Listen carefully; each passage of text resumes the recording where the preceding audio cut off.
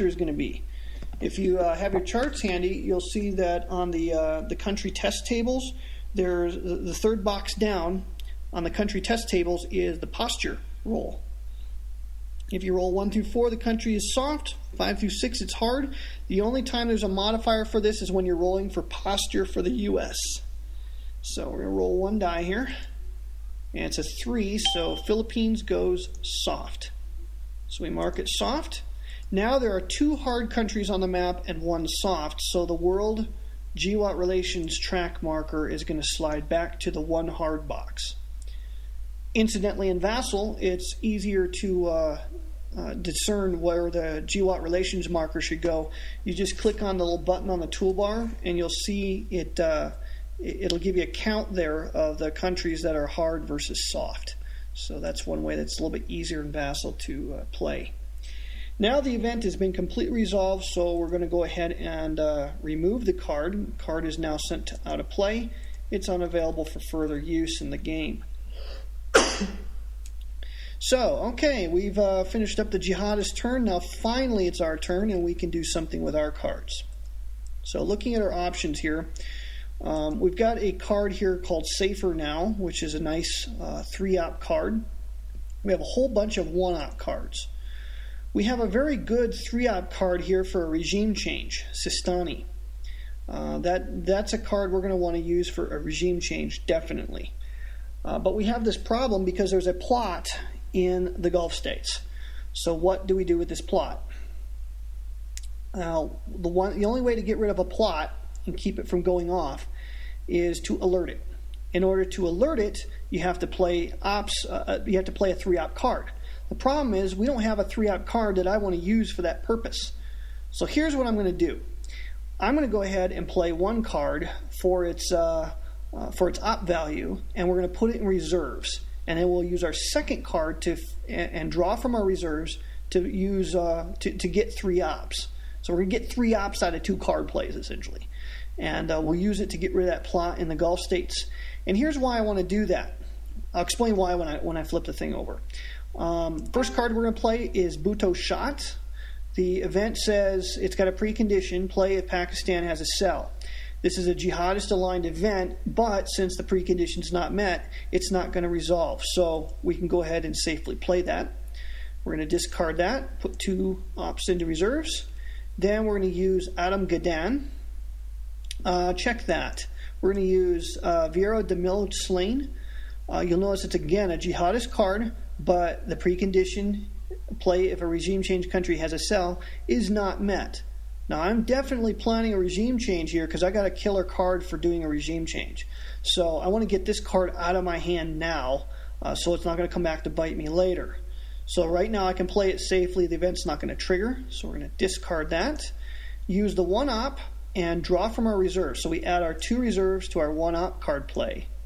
And that gives us 3 ops. And for those 3 ops, we can take the terror plot marker out of the Gulf states and we can reveal it. And it's a good thing we alerted that plot. That was a level 3 plot. Plots come in 3 varieties. There's 1s, 2s, and there's a single level 3 plot in that available plots marker draw pile. Here's why it was important. If that plot had been resolved, then there had been a couple things that would have taken place. First of all, jihadist funding would go up. Now, right now, that wouldn't have any effect because the funding's already marked as high up on the funding track as it can possibly go. But the big effect for us is if a plot goes off in a country with troops, it degrades our prestige by 1. And if our prestige fell down by 1, it would fall down to the 6 box, which would put us in the medium bracket for War of Ideas. So that's actually a big change.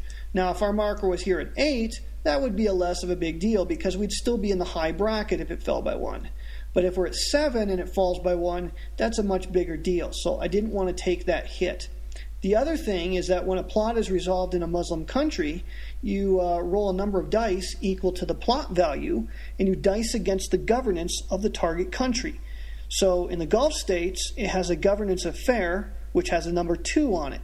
So the jihadists would have been able to roll 3 dice, and if any one of them is a 1 or a 2, the governance of that country would degrade by 1 level. So it would have gone from fair down to poor. And then we definitely don't want to do that. So that's the reason I would have wanted to remove that plot. There was a little over a 50% chance we would have had the Gulf states' governance degrade down to poor. So we alerted it. There's no effect. There's no danger. And if you look at the play sequence track, I actually forgot to move our marker over to card 2. But you'll see that the play sequence is the Jihadists play 2 cards, the U.S. plays 2 cards, and then you resolve the plots. So whenever you place a plot, the U.S. is going to have 2 cards to be able to deal with any plots that you place. The trade-off to what we did is we just ceded strategic initiative over to the Jihadists because we used all of our actions to respond to Jihadist card play. And that's not a good practice in a 2-player game. It's less crucial in a solitaire game, but in the 2-player game, that can sometimes be a big deal. So you want to be aware of that. All right, so we come back over to the Jihadists, and they're ready to play their first card. We reveal it, and it's Benazir Bhutto. All right, looking at the flow chart, it is a playable U.S. event. So we look at the flow chart here, and if it's a playable U.S. event, it tells us that we have to plot with it. But wait, look at the precondition on the card. I just forgot. I'm zoomed way out here on my screen. It says, play if no Islamist ruled country within one country of Pakistan. Well, turns out, since there's an Islamist ruled country up there in Afghanistan, this card is actually not playable. So the precondition is not met, so we are actually going to resolve this a little bit differently. It is not a playable U.S. event, so we're going to look at major jihad success possible. No. Jihad possible in good or fair country? No. Cells available? Yes. Okay, cells are available, so the first option is to recruit. We don't have regime change country, and the Islamist ruled country has greater number of cells than twice the op value of this card. So we're not going to recruit these in Afghanistan. Where else could we recruit them? Well, we have a cell in the Philippines now. Philippines has a governance of fair, which means you normally have to roll a 1 or a 2 in order to recruit there. But notice it has the special notation REC3. That means that when you go to recruit, a 1 through 3 is sufficient. So we're going to use all 3 ops to recruit in the Philippines. 1s through 3s will place a cell. Anything higher results in no effect. So the 3 dice are cast, and luck is with us. The rolls are 4, 4, and 5, so no cells are placed. We dodge a bullet, and the Jihadist wastes a card, which is very good for us. And next card comes up. Flip it over.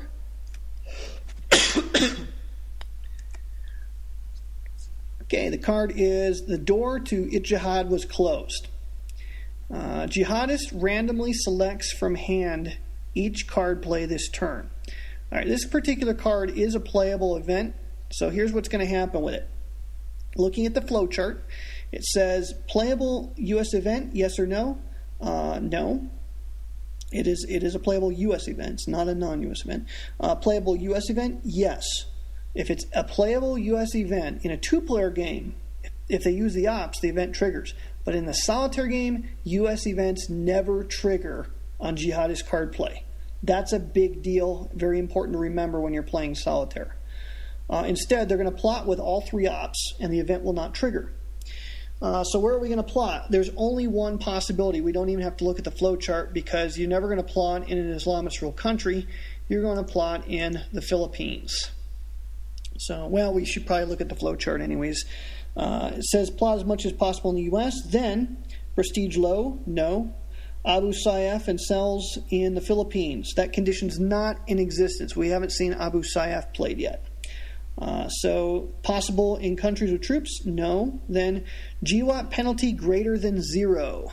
No. There is no GWAT penalty at present. The world is still in our favor. So, it's going to say plot in countries with U.S. posture. Well, Philippines doesn't have U.S.'s posture. It's soft. Then it says look for countries with aid. There's no countries with aid. Then, is funding equal to 9? Yes. Go to radicalization. So, it's a good thing we looked at the flow chart. All 3 ops are going to be used for radicalization, which is never a good thing. Well, looking at the radicalization list there, the first on the list is put a cell into a random country. So here's the